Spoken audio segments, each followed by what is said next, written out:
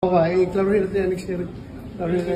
So what kung 2016, kung gumawa sila ng kalukuhan panahon na yun, dapat ibestigahan. So hindi dapat i-limit, sir, dun sa 2023 during the time of... Wala ka pera ng bayan yan eh, pera ng bayan yan eh.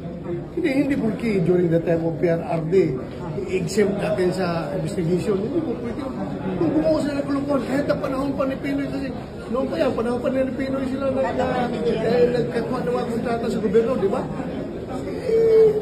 Meron sila mga ginawang kalukuhan kung dapat nabisigahan lahat yan. Sir, sinabi nasa 8 puno yung sasakyan. Parang hindi lang tutugma yata yung sinabi sa atis sa 29 luxury cars. Sabi kasi nasa 40 daw yung luxury cars. Out of 80. Ang nag-private ko na ito, hindi ko na ako na pero dapat ma-account nila yan. Sabi na nasa ibang bansa na daw yung mga involved sa flood control. Anong info nyo, sir? Yung mga May nakalabas na bansa. Nakatakas na daw, sir. Kasi kung gano'n, dapat for details sa nagkaroon ng lookout bulletin sa mga tao na yan para hindi sila makalabas. So, sir, yung sign of guilt? Ha? Sign of guilt kung lumabas sila ng bansa?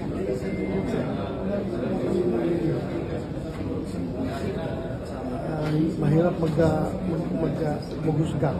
Mahirap maghusga. Meron lang dyan nararatel ba? Hindi alam kung anong gagawin. Walang magandang advice. Naiipit or ayaw tumuga.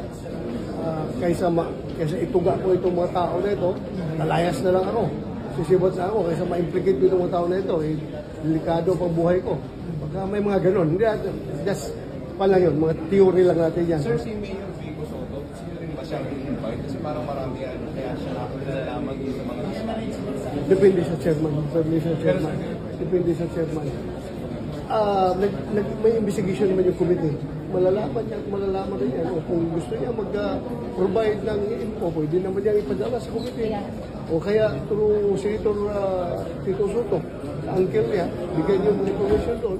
Para hindi ba siya hindi ba siya pwedeng magtatanong dito sa committee, di ba? Pwede magtanong yung senator na member ng committee. So, pwede i-supply yung information doon para matanong yung mga tao.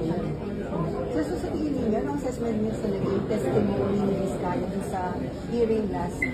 Ano? Yung sa testimony ni Vizcaya, tingin niyo ba naging honest siya or Marami siyang alanganin na sinasabi. Maraming alanganin na sinasabi. Yung mga ganoon, parang hindi siya definite. Di ba sabi ko, you make sure of your answers. Dahil